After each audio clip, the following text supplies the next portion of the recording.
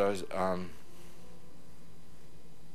something terribly, terribly wrong with my life, and that the people that attacked me were the same kind of people that I was. They were not monsters, they weren't demons. They were people who had missed it. The point of being born and being alive in this world. They had missed it, and they had lived lives of selfishness and cruelty. And now we're in a world where there was nothing else. There was nothing but selfishness and cruelty, and they were doomed to inflict that upon each other and upon themselves, probably forever and ever and ever and ever, without end. And now I was a part of it.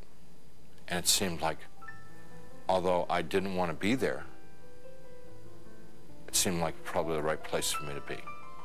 There was a sense of like, this is what I deserve, because this is what I lived. You can't imagine how emotionally painful that was. And I'm lying there for time without end, thinking about my fate. And in the back of my mind comes up an image of myself as a child, sitting in a Sunday school classroom, singing, "Jesus Loves Me." I could hear in my mind, "Jesus loves me, la la la. Jesus loves me, la la." And as I recalled myself singing it and I could hear myself as a child singing it. More important than anything else was that I could feel it in my heart that there was a time in my life when I was young and innocent, when I believed in something good, when I believed in something other than myself, when I believed in someone who was all good, all powerful, who really, really cared about me. And I knew that I wanted that back, that which I had lost, that I'd thrown away, that I'd betrayed. I wanted that back. That I didn't know Jesus, but I wanted to know Jesus. I didn't know his love, but I wanted to know his love. I didn't know if he was real, but I wanted him to be real. You know, I mean, this was all just because I trusted that there was a time in my life that I had believed in something, and that I knew I had known once as a child that it was true, and I wanted to trust that it was true. So I called out into the darkness, "Jesus, please save me." Please save me. And he came. He came. First, there was a tiny little speck of light in the darkness, and it very rapidly got bright. And the light became so bright that if it were in this world, it would have consumed me. It just would have fried me to a crisp. But it wasn't at all hot or dangerous there. The light just came upon me, and he reached down. He was in this light, and he reached down out of this light and gently started to pick me up. And in his light, I could see that I was gore and filth and wounds all over, and I looked like roadkill. And he's gently putting his hands underneath me and very tenderly picking me up. And as he's touching me, everything just goes away. All the wounds, all the pain, all the dirt, it just kind of like evaporated away. And I'm like whole and healed. And inside,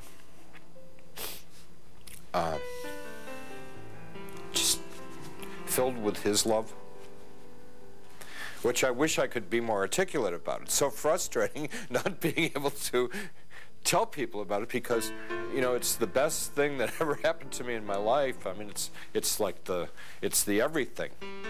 You know, it's the all of life is to know that love. And, you know, I get to it and I just can't describe it. I can't convey it to you.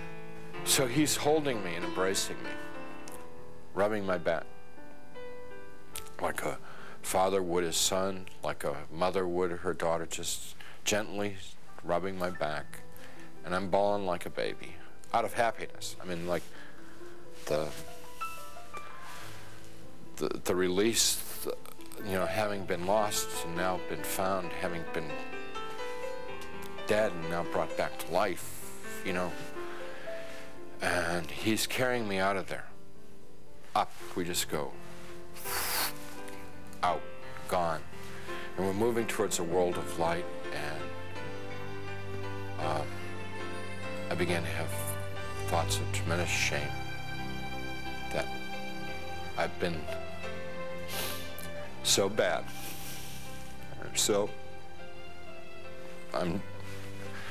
I thought of myself as dirt, garbage, filth. And I thought to myself, he's made a mistake. I don't belong here. He doesn't want me. You know, it's like the shame of, like, how could he care about me? You know, why me?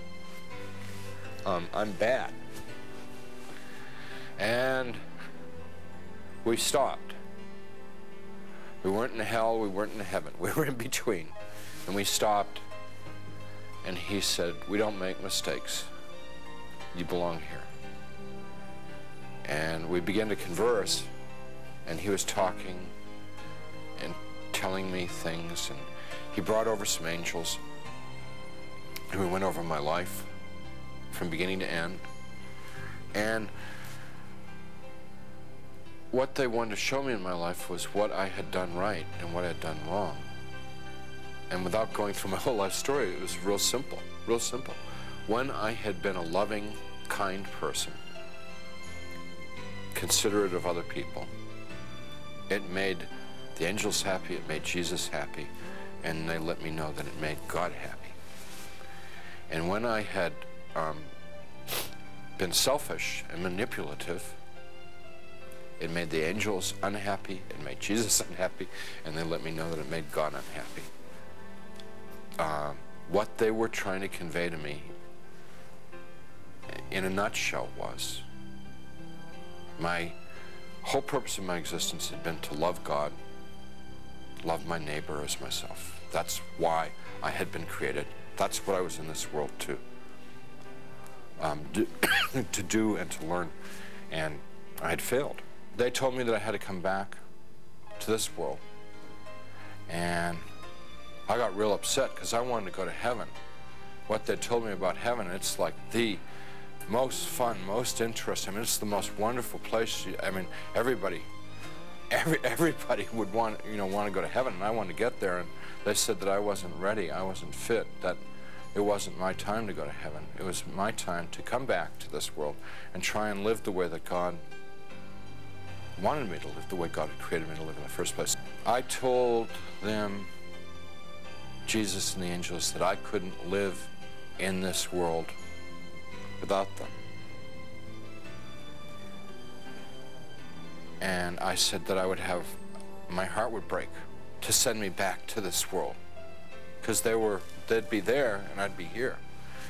And they said to me, you don't get it? You don't get it?